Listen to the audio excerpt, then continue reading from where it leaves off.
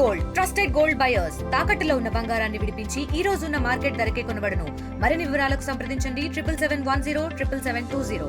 పని పాటలేక మరి ఈ రకంగా భీమవరం అంటే నేను మొత్తం పార్టీని మాట్లాడతల్లా, లిమిటెడ్గా ఇప్పుడు స్పెసిఫిక్గా నా ప్రాంత ప్రజలకి ఆ ప్రాంతం నుంచి నీరు తీసుకుంటూ ఆ ప్రాంతంలో భీమవరం వాళ్ళకి ఇల్లు ఇస్తూ, మరి ఎప్పుడైనా నేను కామెంట్ చేశాను, చేయలేదు కదా. మరి ఇంత సంకుచిత స్వభావంతో మాట్లాడుతూ ఉంటే మరి ఇప్పుడు మాట్లాడవలసిన పరిస్థితి వచ్చింది.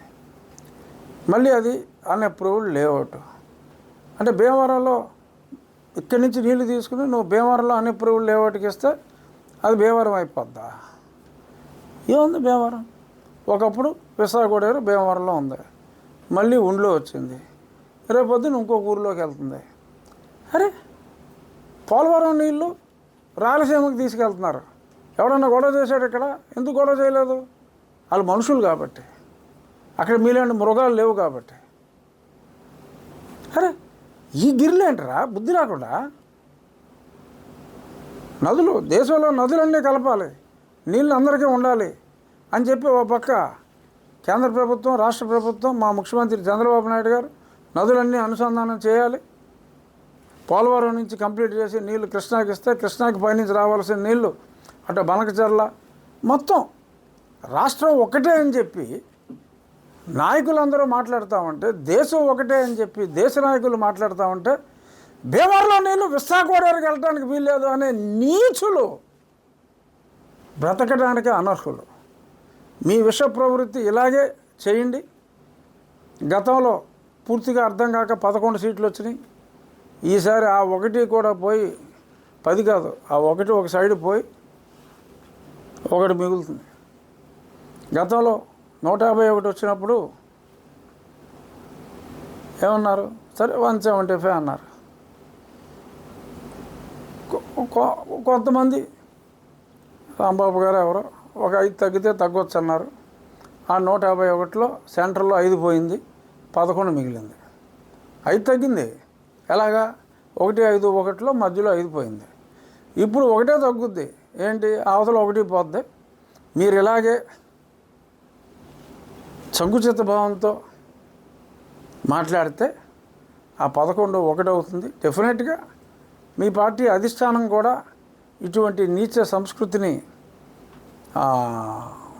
ఎంటర్టైన్ చేయదని అనుకుంటున్నా. ఎందుకంటే ఈ విషయంలో భీమవరం ఇన్ఛార్జ్ ఎవరైతే ఉన్నారో రాయుడు గారు, ఆయన సంయమనంతోనే ఉన్నారు. ఆ పదవి దక్కించుకోలేని ఇంకొక కామన్ మ్యాన్ మరి ఈ రకంగా విషం చిమ్మటం ఆ పార్టీ భవిష్యత్తుకు మంచిది కాదు. మరి ఇతను కూడా మరి రాజకీయాల్లో రాణించాలనుకుంటే ప్రజలు కూడా దుమ్మెత్తిపోసే అవకాశాలు ఉన్నాయి. కాబట్టి ఇటువంటి నీచ సంస్కృతికి దూరంగా ఉండాలని చెప్పి ఈ గురు పూజ దినోత్సవం నాడు ఎవరైనా చిన్నప్పుడు అతనికి చదువు మరి చెప్పారో లేదో నాకు తెలియదు, ఆ చదువు చెప్పి వారిలో మార్పు తీసుకురావాలని చెప్పి నేను భగవంతుణ్ణి, వారికి సత్ప్రవర్తన కలగాలని ఆ భగవంతుణ్ణి ప్రార్థిస్తున్నా.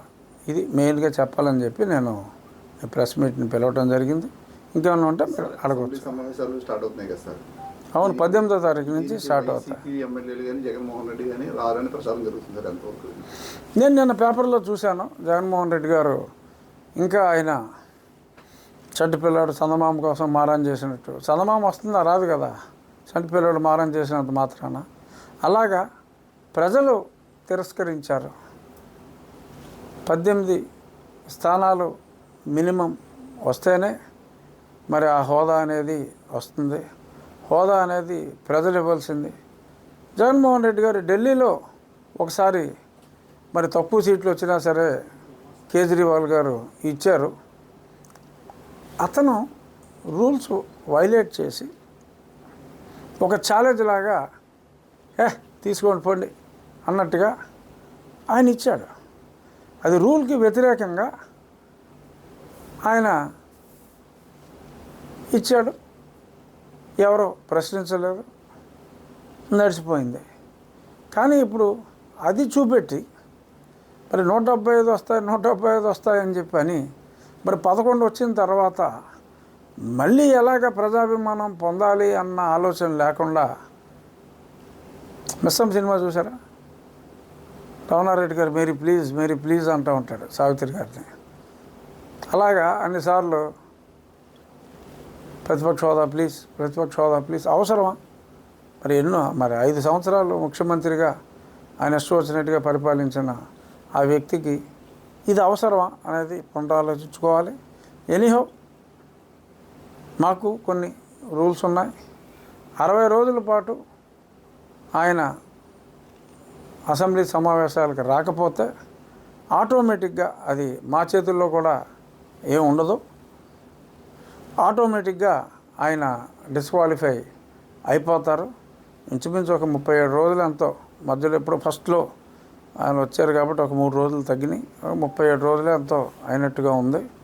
మరి ఈ తర్వాత సమావేశాలకు కూడా మరి ఆయన రాకపోతే మొన్న పులివెందులు ఏదో బై ఎలక్షన్ వచ్చింది కదా, అలాగే పులివెందుల అసెంబ్లీకి కూడా బై ఎలక్షన్ వచ్చే అవకాశం ఉండొచ్చు. బట్ నా ఉద్దేశం మరి ఆయన, ఎందుకంటే ఎమ్మెల్యే అన్న వాళ్ళు ఎవరైనా కూడా శాసనసభ సమావేశాలని బహిష్కరిస్తే వారు నిజంగా కూడా ఆ పదవికి అర్హత లేనట్టుగానే భావించాలి. శాసనసభ్యుడు శాసనసభ సమావేశాలకు రాకుండా మరి అందని ద్రాక్ష కోసం ఆరాటపడటం సమంజసం కాదు. మరి ఆయన జగన్మోహన్ రెడ్డి గారు వయసులో అంటే రాజకీయంగా మరి మాజీ ముఖ్యమంత్రి ఆయన, బట్ వయసులో ఆయనకన్నా మరి నాకు 10 సంవత్సరాలు ఎక్కువ ఉంది కాబట్టి మరి వయసులో పెద్దవాడుగా మరి రాజకీయ అనుభవంలో మరి ఆయనకు ఉన్నంత అనుభవం నాకు లేకపోయినప్పటికీ వయసులో పెద్దవానిగా శాసనసభ ఉపసభాపతిగా నేనైతే సమావేశాలకి ఆయన రావాలనే కోరుకుంటున్నా. మొన్ననే గౌరవ ముఖ్యమంత్రి గారు కూడా సిద్ధమా సమావేశాలకి అని చెప్పి, ఎందుకంటే ఎక్కడికి వెళ్ళినా ఇదివరకు సిద్ధం అని చెప్పి పోస్టర్లు ఉండేవి. సో అందుకని సిద్ధమా అని చెప్పి గౌరవనీయ ముఖ్యమంత్రి వర్యులు కూడా మరి వారిని ప్రశ్నించడం జరిగింది. రావాలి అని కోరుకోవటం ఉపసభాపతిగా అది నా బాధ్యత. అంటే శాసనసభ్యులు అందరూ రావాలని కోరుకోవటం నా బాధ్యత, నా ఆకాంక్ష. బట్ మరి వస్తారా రారా అన్నది ఆయనకు, వారి శాసనసభ్యులకు, అంటే వారి నిర్ణయం. మనం ఏం చేయగలం?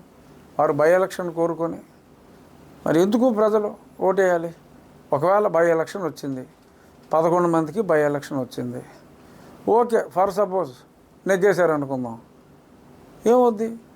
మళ్ళీ ఇంకొక సంవత్సరంలో 60 రోజులు అయిపోతుంది, మళ్ళీ బై ఎలక్షన్ వస్తుంది. దానివల్ల కలిసి వచ్చేది ఏముంది? 11, 18 అవ్వవు కదా.